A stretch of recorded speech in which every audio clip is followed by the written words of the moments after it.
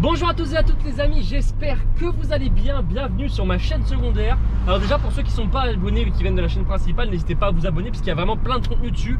Et c'est là où on va pouvoir un peu plus discuter. En gros en fait il y aura des vidéos plus longues, moins montées etc. Mais vous allez en apprendre un peu plus sur mes voitures et sur moi tout simplement. Bon, voilà, tu vois, c'est un peu où je vous raconte un peu ma vie etc.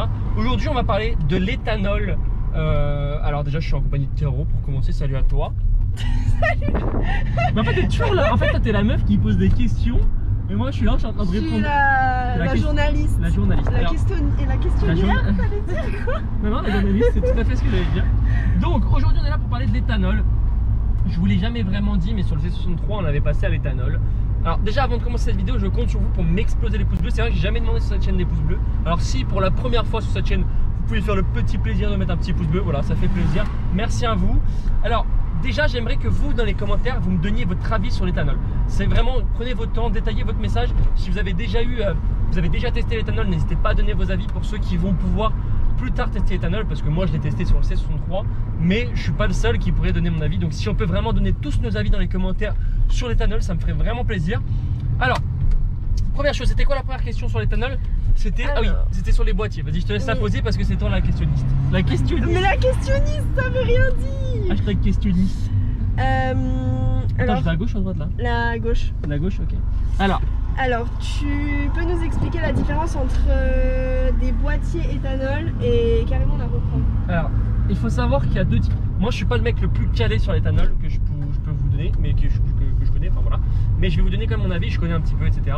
Alors, on propose des boîtiers éthanol. Qu'est-ce que c'est? C'est un boîtier que tu achètes sur internet par rapport à ton modèle de voiture et que tu branches directement sur ta voiture et ça va gérer un petit peu ton taux d'essence, parce qu'il faut savoir que par exemple pour l'éthanol, il faut plus de richesse d'essence, il faut à peu près 30% d'essence en plus, d'injection d'essence.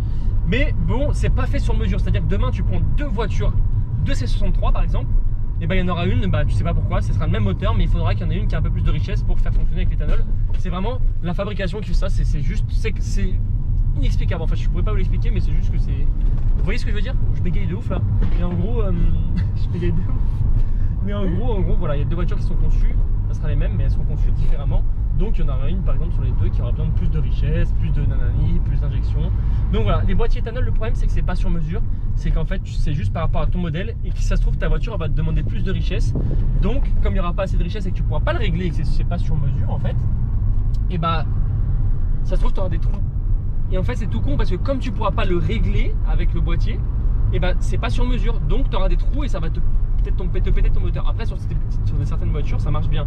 Mais voilà, la différence entre les boîtiers c'est que tu peux pas faire ça sur mesure et qu'une reprog sur mesure tu vas chez un préparateur et qui peut vraiment te faire ça sur mesure comme c'est dit. C'est-à-dire qu'il va faire plusieurs passages sur le banc de puissance pour voir s'il y a des problèmes. Il va la loguer plusieurs fois, c'est-à-dire qu'il va regarder s'il y a des défauts sur la voiture plusieurs fois. Et il va regarder s'il y a des défauts plusieurs fois sur la voiture. Et s'il en trouve, il va régler la cartographie du moteur pour te permettre d'avoir une carto éthanol parfaite, en tout cas le plus parfait possible qu'il puisse faire. Voilà, donc c'est ça la différence entre le boîtier éthanol. Après, il me semble, je connais pas trop les prix, mais la différence entre le boîtier éthanol et la carto sur mesure, il doit y avoir une petite différence. Je crois qu'un boîtier c'est à peu près 400-500 €. Voilà. Alors ensuite, deuxième question. Deuxième question. À la fin, on va vous parler du problème que j'ai eu sur le C63 parce que je vous en avais pas encore parlé, mais j'ai eu des problèmes avec l'éthanol. Donc voilà. Alors vas-y, deuxième question. Deuxième question. Pourquoi certains préparateurs ne le proposent pas? Alors, très bonne question. Alors, vous voyez que par exemple, on va comparer Shiftech qui eux proposent des boîtes, enfin pas les boîtiers, pardon, qui proposent des reprogrammations d'éthanol. Alors, BR Performance ne le propose pas, en tout cas pas encore. Et ils vont sûrement bientôt le proposer, mais différemment. Alors, pourquoi certains préparateurs le proposent et d'autres non? Tout simplement parce qu'il n'y a pas encore, on n'est pas encore sûr à 100% de l'éthanol. Sur des petites voitures, ça peut passer très bien. Le problème, c'est que l'éthanol, c'est super corrosif, que ça bouffe tout ce qui est durite, etc. Que c'est pas une voiture d'origine n'est pas adaptée à l'éthanol. C'est-à-dire qu'il faut quand même 30% d'injection en plus. Donc tout ce qui est injecteur et pompe de pression, ça travaille plus dessus parce qu'une voiture n'est pas faite pour travailler 30% au-dessus de ses limites. Donc ça s'use plus vite. Il y a beaucoup de reprog éthanol qui finissent en... Il y a des injecteurs qui sautent, des pompes de pression qui sautent. Donc pour moi, je pense que c'est pas encore 100% fiable. Donc je pense que c'est pour ça que certains préparateurs ne proposent pas les reprog éthanol. En tout cas, Pour l'instant, les reprogs éthanol, par exemple chez Shiftech, c'est vraiment juste un reprog. Mais on va dire par exemple, Shiftech propose des reprogs éthanol avec reprogrammation, c'est-à-dire il propose des reprogs où tu vas te retrouver juste avec la même puissance mais à l'éthanol. Mais il propose aussi un rajout de puissance plus d'éthanol. Mais il le déconseille, par exemple sur mon C63, ils m'ont dit franchement Adrien, si tu roules pas comme un bourrin, eh ben, fais-le, mais une reprog de puissance en plus de l'éthanol. Mais enfin c'était un flex fuel, voilà, flex fuel, c'est-à-dire qu'on peut rouler au 98 et à l'éthanol. Et du coup moi j'avais fait ça, plus rajout de puissance, donc j'avais 620 chevaux sur la voiture avec de l'éthanol. Sauf que moi j'ai eu des problèmes que je vous parlerai après, donc je suis plus à éthanol. Donc voilà, donc c'est peut-être pour ça aussi que certains préparateurs le proposent pas, c'est que bah, tout simplement c'est pas encore 100% fiable et que par exemple BR Performance, ils vont peut-être sortir une des préparations éthanol, mais avec toutes les pièces qui suivent, c'est-à-dire injecteur, pompe de pression, etc. Et donc il y a beaucoup de pièces à changer quand tu veux vraiment faire une prépa éthanol vraiment safe sans avoir de soucis. Ensuite, troisième question. Bah, du coup, tu nous parles des pièces, mais quelles sont les pièces à changer pour avoir... Alors, les pièces les plus connues à changer, après je vais sûrement en oublier, comme je vous dis, je suis pas le plus calé en éthanol. Donc si je fais des fautes, encore une fois, dans les commentaires, donnez votre avis. Donnez ce que vous conseillez, des retours que vous avez eu, etc. Alors, les pièces qui sont à changer de base, si tu vois que la voiture ne supporte pas, comment on voit que la voiture ne supporte pas, elle te fait des trous, des ratés à l'injection, etc.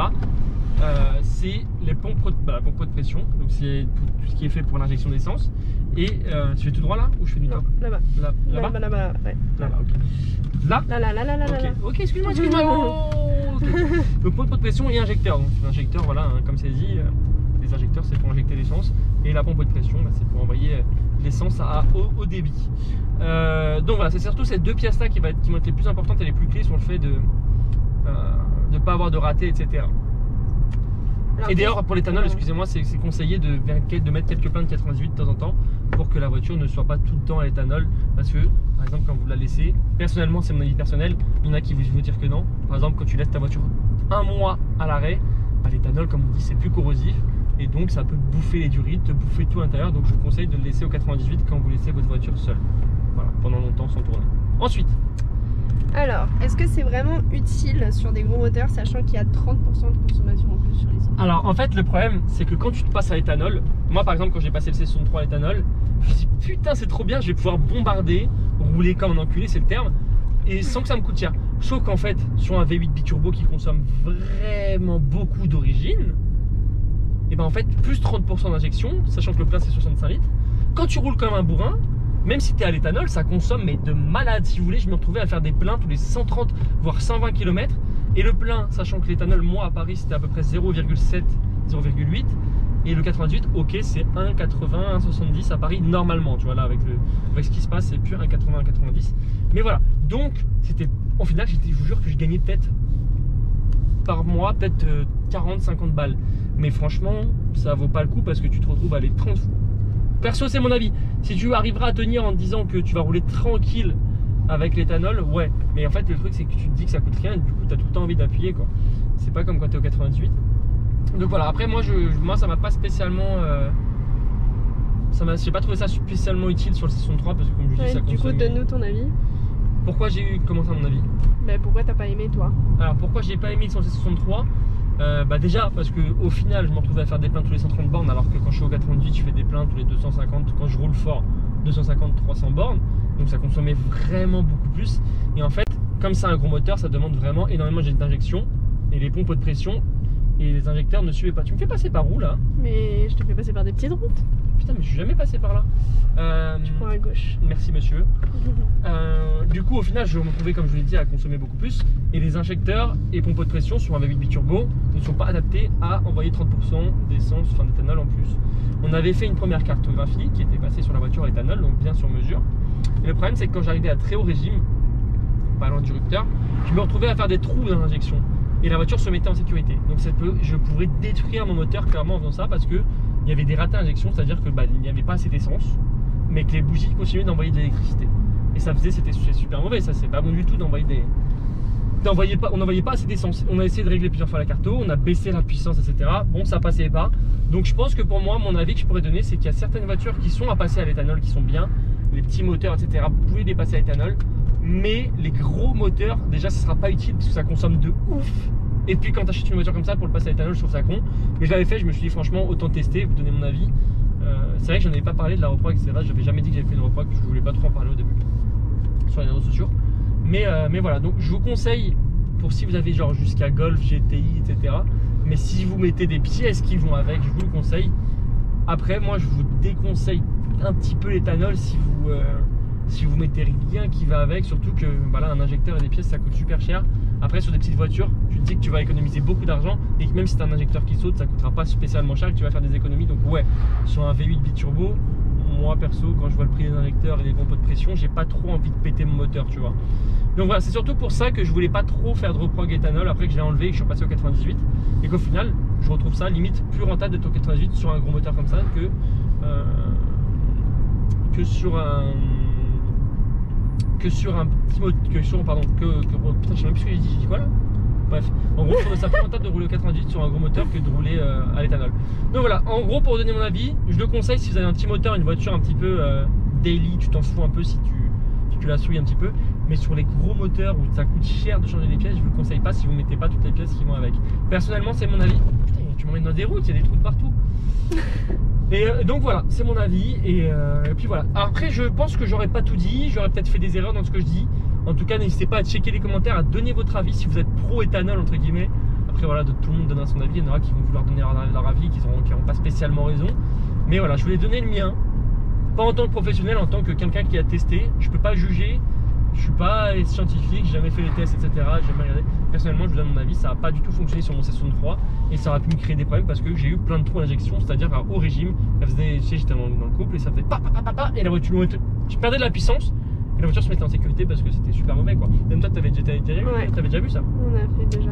Donc voilà, donc je l'ai enlevé hyper vite l'éthanol parce que c'était vraiment quelque chose que je voulais pas péter le moteur et donc voilà. Après voilà, comme je vous dis, je le conseille sur des petites voitures mais pas sur des courses. Voilà. Et bah je crois qu'on est bon. On est bon. Merci à toi Caro d'avoir fait cette belle présentation. Les gens, attendez, n'hésitez pas à vous abonner à la chaîne vraiment parce qu'il y aura du contenu secondaire. Il y aura du contenu secondaire là-dessus, il y en aura beaucoup. Donc si vous voulez du contenu secondaire, n'hésitez pas à vous abonner. Je compte sur vous pour le petit pouce bleu, encore une fois votre commentaire.